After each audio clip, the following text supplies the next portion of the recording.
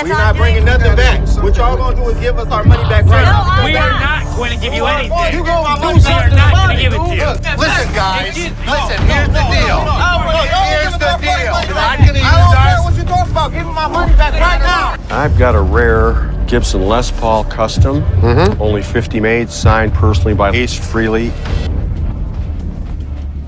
I'll give you $7,600 right now. $7,600, yes or no? Hardcore Pawn, Karen in the Middle was pure pawn shop drama with family tension exploding and some of the strangest items ever seen. Between fiery confrontations, vintage toys, a souped-up tractor, and even a supposed Andy Warhol watch, this episode was packed with negotiations, meltdowns, and Karen trying to play peacemaker between Ashley and Seth. Let's break it all down step by step. What's going on? Yeah, I got in a pretty big fight with my brother. He looked like he was being pretty, tough on you. Right after that chaos, a collector shows off his vintage 1970s Big Jim action figures with vehicles like dune buggies and campers. He asks $500, insisting they're rare. Karen takes charge of the deal, surprising everyone. She counters at $125, calling it a pawn shop, not a toy show. The seller drops to $300, then $150, but Karen won't budge. Finally, he agrees to $130 just to avoid packing it back up. Karen beams as Les praises her negotiation. Action figures from the 1970s. A Big Jim toy collection. Wow. Dune buggy and fishing boat.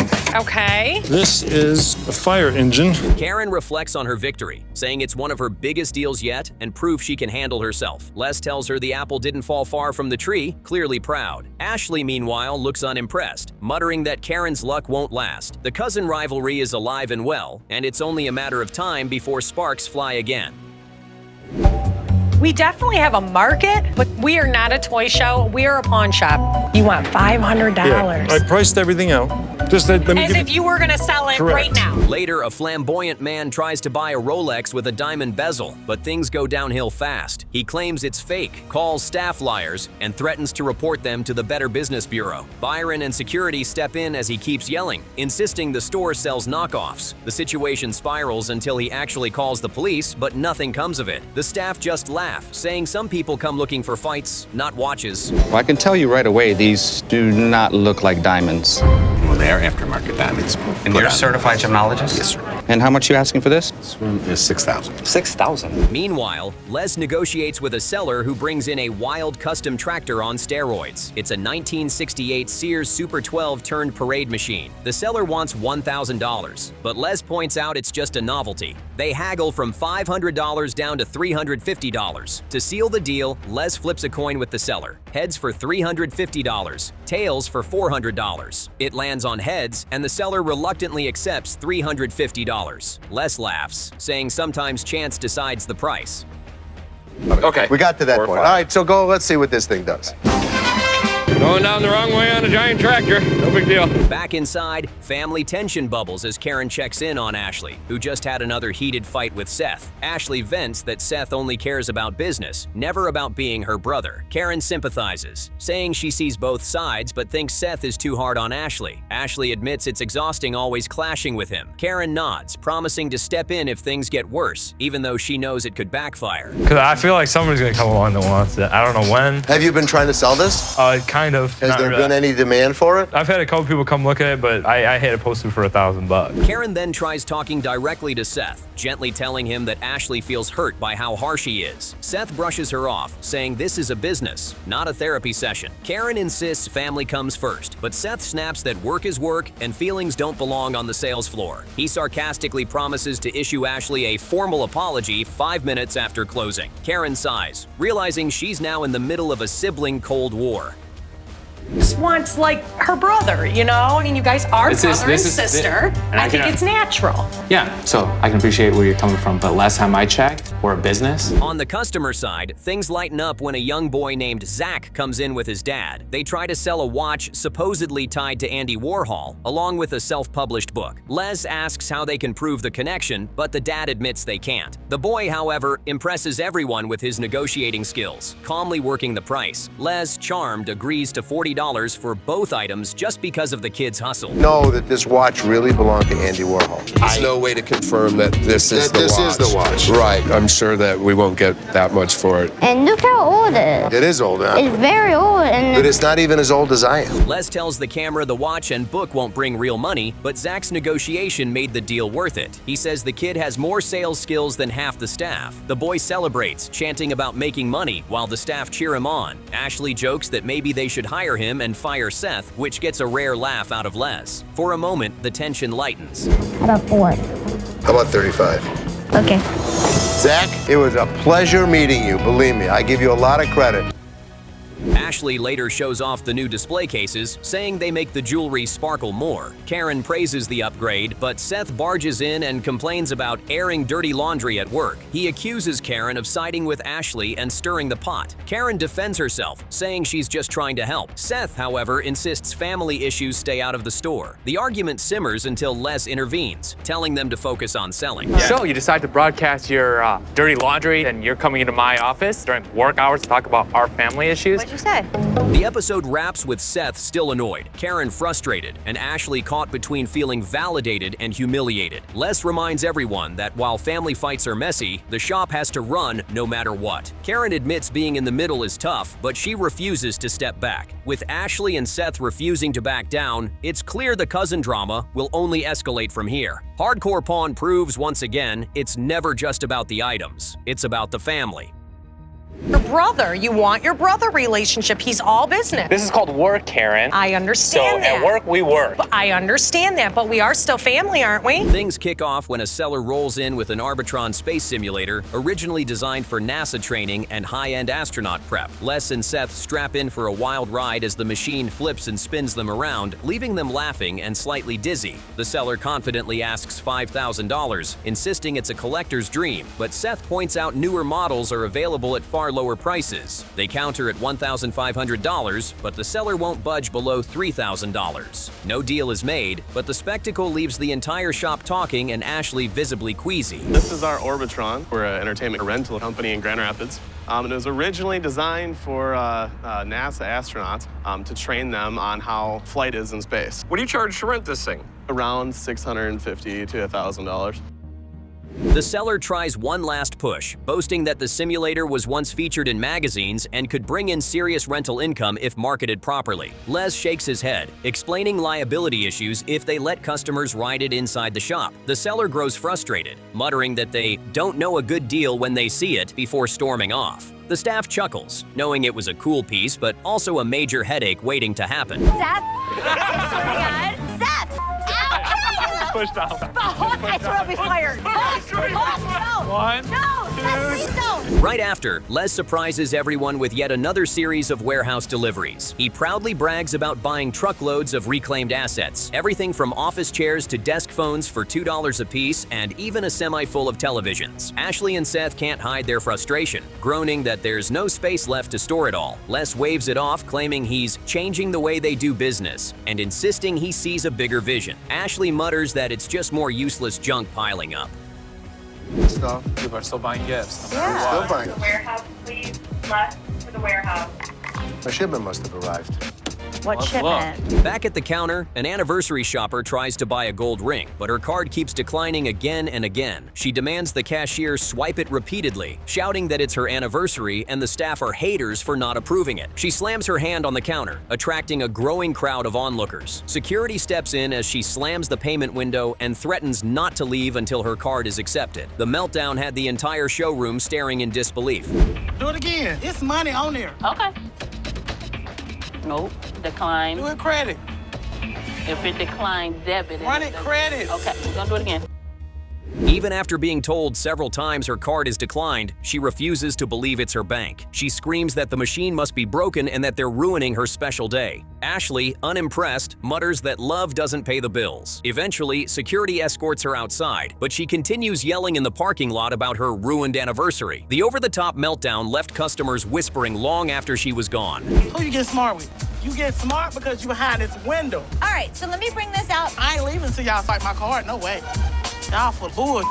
She gonna swipe my card before I leave here. Next up, a man brings in a 1947 Detroit Tigers biography signed by Charles Gehringer and Harry Heilman. Les immediately calls it a true piece of Detroit history and invites his sports expert to verify it. The seller asks $800 but admits he'll settle for $600. Les pushes for $450, and after some tense haggling, they agree to flip a coin, landing on $560. The seller accepts, and Les beams thrilled to snag a rare piece of baseball memorabilia that speaks directly to Detroit pride. The original Detroit Tigers biography, 1947, authorized by Frehley, who was the leading author on sports. And it was actually autographed by the author, Charles Gehringer, and Harry Heilman. The seller leaves smiling, saying he's just happy it's staying in Detroit. Les proudly shows the piece to Seth, explaining how incredibly rare authentic Heilman signatures are. Seth admits it's a strong buy, but Ashley rolls her eyes, saying she's had her fill of old baseball stuff cluttering the shelves. The moment perfectly highlights how differently each of them sees value and how they can never agree on what's worth stocking. So what do you think? This is my sports memorabilia expert. It's a nice autograph. And he was elected to the Hall of Fame after he passed away, so. Let's look at some stuff. Sure. Meanwhile, Seth checks the warehouse and discovers they're drowning in televisions. Bobby J reports 123 units pulled just this week alone. Seth groans that there's literally no place left to put them, while Les insists the TVs will sell eventually. Ashley, fed up with the constant clutter and her father's refusal to listen, quietly begins plotting her own drastic solution to fix the problem.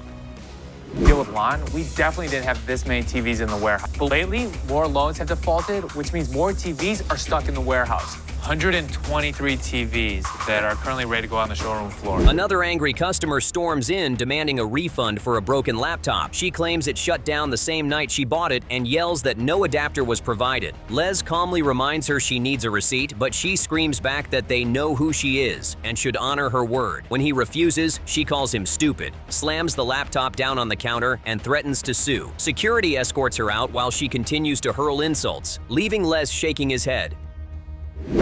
Either refund or fix it. Either one, we'll be fine. We can charge you to fix it.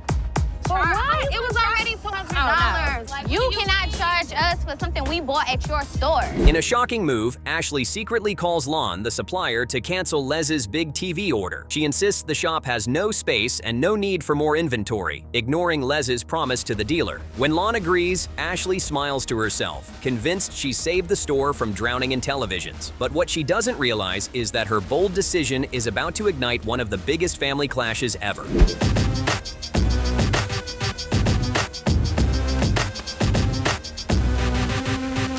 Later, a seller arrives with a restored 1959 Chevy pedal car. He proudly asks $1,500, explaining it was a rare promotional item from Chevy dealerships. Les admires the restoration but points out that collectors prefer original paint jobs and metal versions over plastic. He offers $500, eventually bumping to $600. The seller refuses to go lower than $750, and the deal falls apart. Les chuckles, saying it brought back childhood memories but wasn't worth overpaying.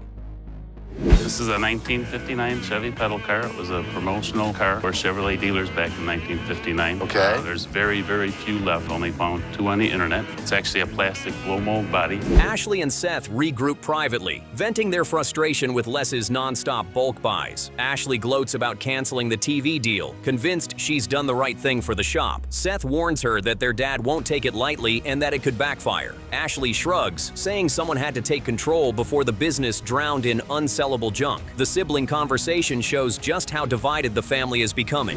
So I'm going through the warehouse talking to Bobby J. He says he pulled 123 TVs this week. They're all sitting in the back, which means they're worth absolutely nothing until we sell them. When Les discovers the TV deal was canceled, he absolutely explodes. He drags Ashley into his office, demanding answers and accusing her of undermining him. Ashley fires back, saying there's no space and no demand for more TVs. Les roars that it's his store and his decision alone. The fight gets heated, with Ashley finally declaring she doesn't care. She's glad the deal is gone, and she'd do it again.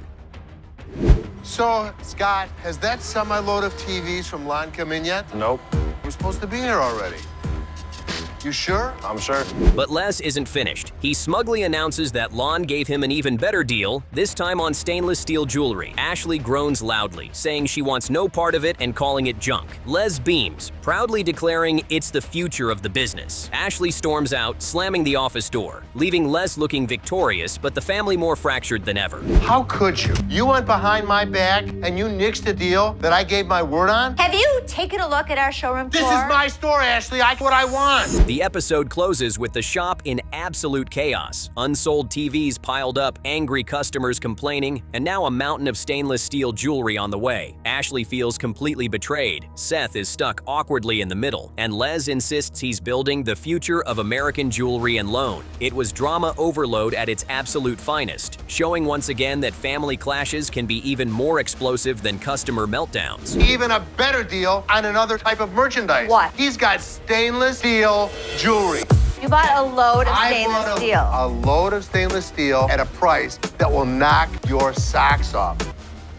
The day kicks off with a man proudly showing a Justin Verlander rookie year jersey, framed and authenticated. He wants $400, claiming it's part of Detroit history. Ashley points out that while Verlander is a legend, rookie jerseys don't pull that kind of cash in pawn shops. After heated back and forth, the seller settles at $230, clearly disappointed but happy to walk away with something. Ashley smirks, saying baseball memorabilia isn't always a home run. How you guys doing? We're doing great. I have a custom authenticated Justin Verlander jersey. This is from Justin's rookie year, 2006. And you may recall Tigers made the World Series in Verlander's rookie. Next, two women bring in life-sized wooden Mickey and Minnie Mouse figures, claiming their parents paid over $1,000 back in the 90s. They want $2,000 for the pair. Les admires them but doubts authenticity, pointing out there's no documentation. After intense haggling, he finally pays $550, even though Seth groans about buying items that will just collect dust. Les insists unique inventory draws customers and the risk is worth it. In, I think it was 92. They paid over $1,000 for them. They are solid wood, very high quality, hand painted. They're probably worth a lot of money. Why would you figure that? Because I know that Mickey and Minnie sold in pairs when they're kind of antique like that. I didn't know they're antique. Meanwhile, a pair of jokers waltz in claiming they're selling a fantasy football team. They brag about Peyton Manning and AJ Green on the roster, hoping to flip their dream team for cash. Seth laughs them out of the shop, explaining that pawn shops deal in tangible goods, not hopes and dreams. The men get rowdy, but security steps in, and the bizarre football deal fizzles. It's classic hardcore pawn weirdness. I bought this team for $100. Bought this what? Football team, fantasy football. Oh, you fantasy. don't know about football? I know, but you didn't specify it's fantasy football. Yeah, it's fantasy football. How's it look? Though. Later, a couple arrives with tins, trays, and rings from a past relationship. The woman, eager to close that chapter of her life, calls one piece a black diamond. Ashley inspects it and quickly debunks the claim, saying it's basically coal. The couple hopes for $150, but Ashley offers $55. After some sulking, they agree just to be rid of the baggage. Ashley grins, saying sometimes closure sells more than the jewelry itself. Hi, guys. Hi. What have you got? Well, I have some tins and a tray and then some rings that I'd like to sell. It was from my ex-mother-in-law. How do you fit in the equation? I'm the new husband. I know these look antique. These are from 1988. The energy spikes when a seller walks in with a rare Gibson Les Paul Custom signed by Ace Frehley of Kiss. He asks $10,000, but Les knows the market cap's closer to $12,000 for mint pieces. Les pushes hard, starting at $5,500, then raising to $7,000. The seller hesitates, but Les turns up the heat, pressing him with countdowns and rapid offers until finally landing the guitar at $7,600. Les beams, calling it a textbook pawn shop victory. It's been aged according to Ace Frehley's specifications. Every scratch and nick they copied exactly. It's considered, an aged vintage new. Seth shakes his head after the Gibson deal, warning they don't have room for another expensive guitar. Les fires back that unique high-ticket items keep them in business. Ashley sides with Seth, pointing out that they can barely move the guitars they already have. Les dismisses them both, proudly calling himself the only one who knows how to close like a pro. The family tension boils just as hot as the negotiations. No way you could sell a regular Les Paul for $5,000. $8,500. I can't go $8,500. I'm a guitar aficionado. I get it. I'd buy this all day for $10,000. So here's what I'll do. Right now, all $100 bill. Back on the floor, chaos erupts when a group of customers tests out a piano despite signs saying, "Do not touch." One man bangs keys loudly, claiming it's out of tune, while another boasts they could buy the whole store. Security quickly steps in to escort them out. Les mutters that some people just want attention more than a deal. Ashley rolls her eyes, calling it another day in Detroit. What you want for? What you want for it, man? 200. $200. Let me see if I can raise the money right quick. You're kidding, right? Sound like it's out of key. Sound good? The Gibson guitar deal continues to haunt the kids. Seth points out that Les went way above his own starting price, calling it reckless. Ashley adds that negotiating up isn't how pawn shops are supposed to work. Les shrugs, insisting the deal will double their money. The kids groan, knowing they'll be stuck selling it while their dad celebrates the buy. You're a genius at your job, but you do not understand this product. I understand dollars and cents. You keep pointing to that signature. That's why it's valuable. But it's still valuable no matter what. Les, still glowing from the Gibson purchase, explains to the camera that buying is the lifeblood of the store. He insists you never stop buying, no matter what Ashley and Seth complain about. To him, filling the showcases with weird and wonderful things is what keeps the shop alive. Ashley and Seth, however, whisper that they're the ones stuck trying to unload their dad's expensive investments. The generational clash couldn't be clearer. No, don't throw another 100 on there. Out of my pocket. It's my gift to you. Can't do it, man. $7,300. Good Lord, come on, keep looking. There it is, $7,300. By the end, the Gibson Les Paul sits proudly in the shop. Les declaring it a guaranteed profit. Ashley rolls her eyes. Seth mutters about storage space, and customers gawk at the flashy piece. The day closes with the Gold family still divided. Les convinced his instincts keep the store alive, and Ashley and Seth convinced he's burying them in guitars they'll never sell. The only sure thing is the drama won't stop anytime soon. $7,600, yes or no? Do we have a deal? Shake. Walk with me. I needed to prove to my children how a professional pawnbroker closes deal. The episode opens with a customer bringing in a flashy Audemars Piguet watch. He asks for $36,000, insisting it's the real deal. Les, suspicious, calls in Harold, his watch expert. They pop it open and find mismatched parts, aftermarket diamonds and swapped internals. Harold calls it a mutt. Les offers $12,000 on a loan, but the seller refuses, still dreaming of tens of thousands. Could you help that customer with the door, please? A great day in American jewelry, what can I say? When the seller pushes for more, Les explains bluntly that it's a Frankenstein watch, authentic parts but not factory original. The seller sighs, disappointed, and leaves without a deal. Les smirks, saying this is exactly why they always double-check high-end items. Too many counterfeits hit their counter. Tell me a little about it. Well, I traded this watch about 2.5–3 months ago. Very high-end watch. Audemars Piguet. I know. Next, a man rolls in with his 1972 Cadillac Eldorado. He claims it's award-winning, asking $23,000. Ashley and Seth admire the size but gag at the smell. Ashley says it reeks of mothballs and old people's houses. Seth jokes it might have won largest lemon at the car show. With rust everywhere and no real collector demand, they pass. The seller drives away, fuming that their noses ruined the deal. I'm here to sell my 1972 Cadillac Eldorado. It's a 8.2-liter 500. And how many miles are on the car? Going on 46,000. Ashley shakes her head afterward, saying that cars like that are more trouble than they're worth. Seth laughs, adding that if they bought every smelly Cadillac in Detroit, they'd need a second warehouse just to store air fresheners. The siblings share a rare laugh in the middle of the chaos. It's a little bit musty, that's all. She is exaggerating. There's a sewer right here. That's what you're smelling. No. Yes, it is. Yes, it is. It stinks. I remember the smell of old people's houses. Later, Les is offered a pair of World War II binoculars engraved with the name Leo Szilard, one of the Manhattan Project scientists. The seller wants $5,500, but quickly drops to $1,200 when pressed. Les, unconvinced, counters at $400, pointing out there's no certificate of authenticity. The seller agrees, doubling his money from what he originally paid, while Les admits it's a gamble without paperwork. He ran the Manhattan Project, a very important person in history. I've never seen anything like it. You have certification? Well, this is what I do have. Well, it came from a well-known auction. The seller insists the engraving alone proves it belonged to Szilard, but Les warns that without documentation, collectors won't pay big. Seth notes that even if it's real, the lack of provenance means they can't price it like a museum piece. It's one of those risky historical buys that could pay off, or just gather dust. $1,200. No, that's a big difference. Give me a minute.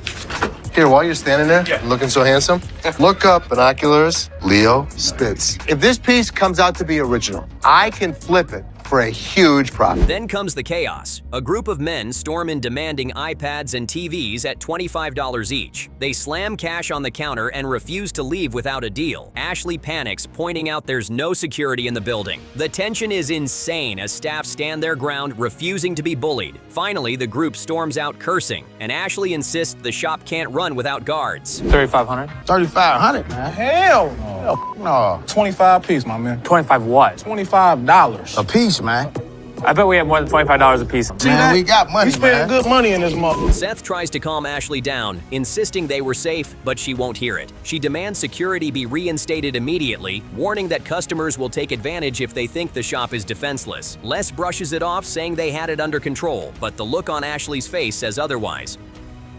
Here's what I advise you to do. What's that? Put that money in your pocket. Nah, we straight. We want the iPad. You're not getting the iPads because they're not what you want to pay for them, so you're not going to get them. We'll buy you. Amid all this, a Michigan fan brings in a Tom Brady University of Michigan jersey framed with a certificate of authenticity. He wants $1,000, claiming they're rare compared to Patriot jerseys. Seth offers $150, but after some back and forth, they close at $350. The seller leaves happy, and Seth grins, knowing Wolverine fans will eat it up. Signed Tom Brady jersey. Already matted. Already matted. Certificate of authenticity. I'm a huge Michigan guy. I'm a huge Tom Brady fan. I'm a U of M grad. Ashley teases Seth afterward, joking that he only bought it because he secretly wishes he could throw a pass like Brady. Seth fires back, saying at least he makes smarter plays than his sister in the shop. It's classic sibling banter, and even Les can't help but laugh. Okay, well that's So where are you at? That's what I'm saying. Where are you at? $150 is better hanging in my basement. Where are you for $150. Where are you at? $700 at least. 500? 250? For $250, it looks better hanging in my basement.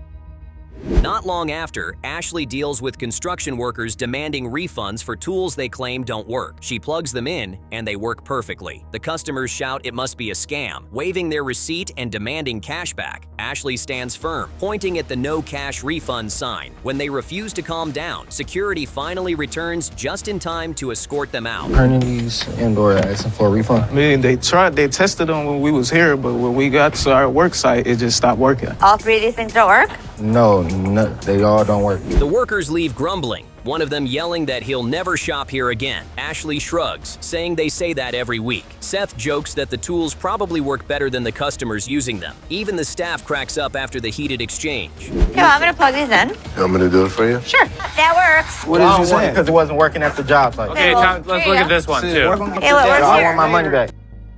By the end, Byron and Hook return to work, promising to behave after their prank fiasco. Ashley is relieved to have Muscle back on the floor, while Les shrugs, insisting they can handle themselves if needed. But the message is clear. At American Jewelry and Loan, chaos lurks around every corner, and security is the only thing keeping it from boiling over. Who do you think you are? You're bringing this up? I don't care what you talk about. Give me my money back right now. Who do you think you are? You're bringing this up? As the credits roll, Ashley mutters that if security pulls another stunt, she'll personally escort them out. Seth laughs, saying he'd pay money to see that. The family tension simmers, but the shop is back in order for now. Have a nice day. You know what? I'm glad you called them back. Not that it was out of hand, not that we couldn't handle it, but I'm glad they were here.